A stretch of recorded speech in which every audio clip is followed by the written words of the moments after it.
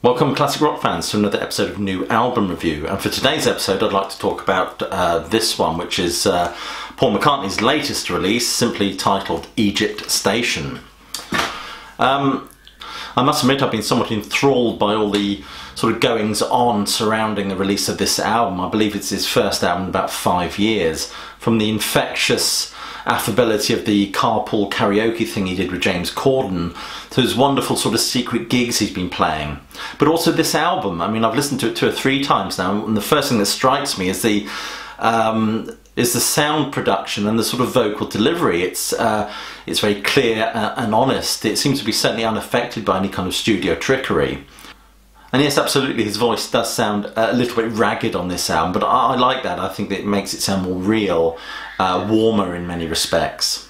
And I think, you know, this album could stand as a kind of a testimony, not only to the quality of the man's songwriting, and you've only got to look at his legacy for that, but one that's able to, you know, harness the context in which he finds himself in. Certainly in terms of kind of his age and where his voice is. You know, even his hair is showing its true colours, that sort of Keith Richards-esque greyness, and, you know, God bless him for that. But certainly, you know, which is undeniable when you listen to this album, is that Paul McCartney's songwriting and music is a fundamental part of rock music's DNA for the last 50 years.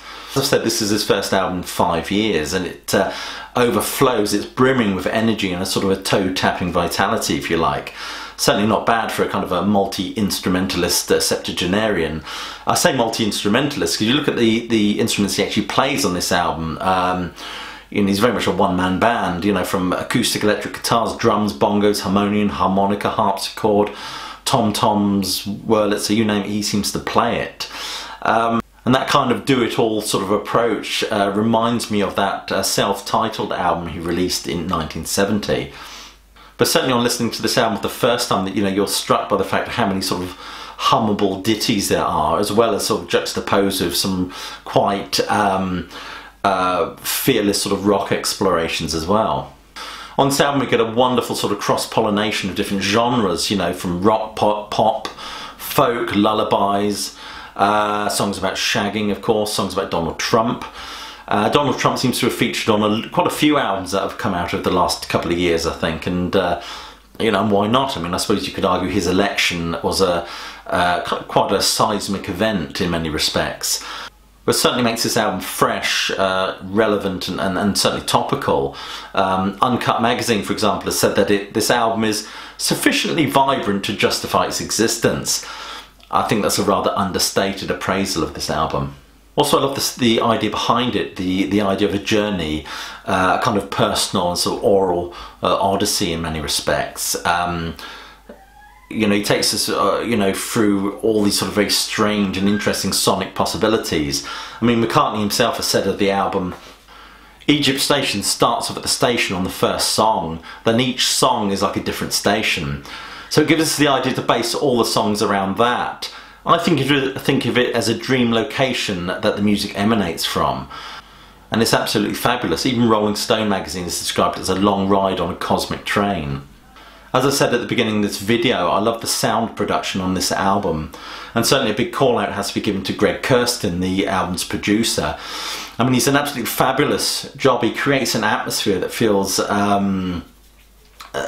immersive, and not only feels immersive, but provides a wonderful platform for McCartney's voice. I've also been enjoying all the sort of teaser tracks that have been coming out prior to this album's release. For example, if I can refer to my notes, Come On To Me. Interesting song, it has a kind of a nursery rhyme sort of like vibe to it in many respects, but it also possesses an intimacy and a wit which some of McCartney's best material always has done.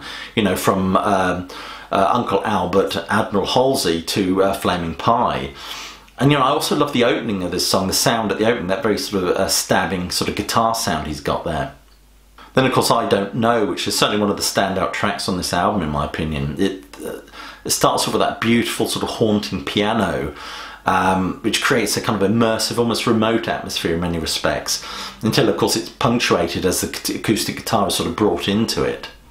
But not every critic has been totally enamoured with these songs. For example, one writes, neither of these songs are rescued from the pit of averageness by the rope ladder of melodic delight.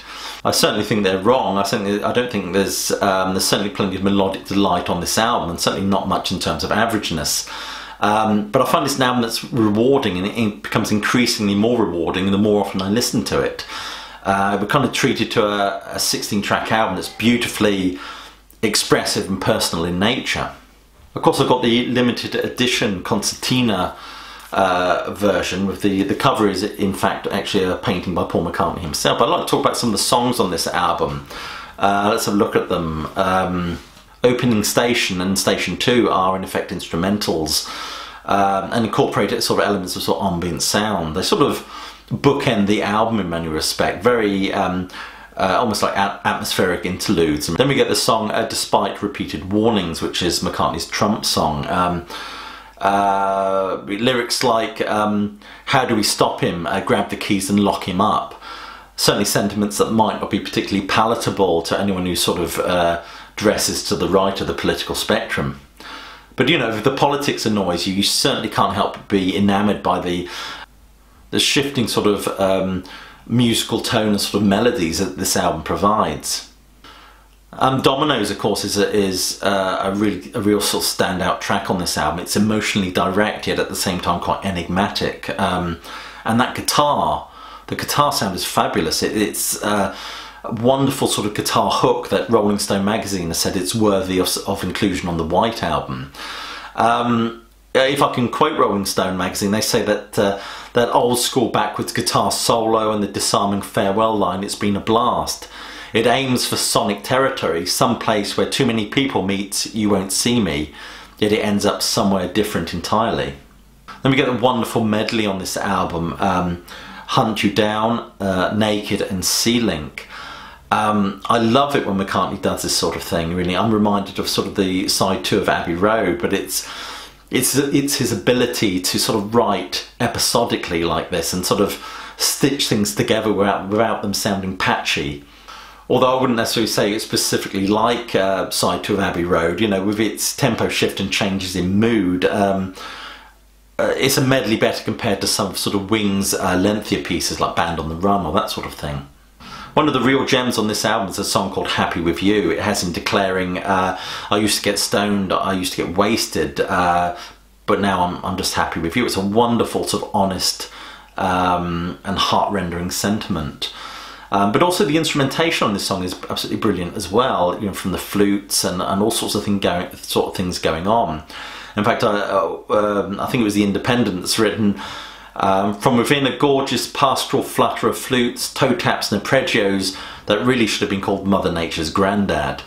Happy With You has this wonderful sort of guitar sound, sort of tumbling guitar sound, and it kind of occupies these sort of margins of brilliance. You know, certainly it seems between the sort of steady piano and sort of Paul McCartney's own sort of tenor voice that he employs for this song. It sounds a little bit creaky these days, but it's still fundamentally recognisable.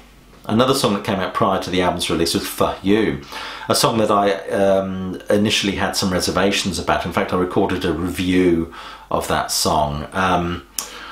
But now I think it sort of fits beautifully in with the album thematically as well. Its honesty and brashness and unaffected nature really sort of fits in nicely with a lot of the other songs. I kind of hear that now. But I must admit, I do love what was said about this song in sort of Thursday's Independent. For You paints the charming Sir Paul as a prowling, priapic horn dog at a Bastille gig. I certainly think Egypt Station kind of lodge itself in your brain, and certainly not in a bad way. It's going to stay on shuffle and repeat in my own house for a couple of days longer, I think.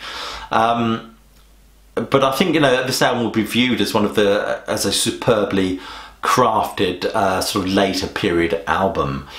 And on that note, I think I'll end with a quote from The Guardian. Egypt Station is an affirmation of an enduring talent, the work of an artist who has no need to try and be anything other than what he is. Anyway, thank you for watching. Please click like and subscribe. Please share this video. But more importantly, please do keep listening.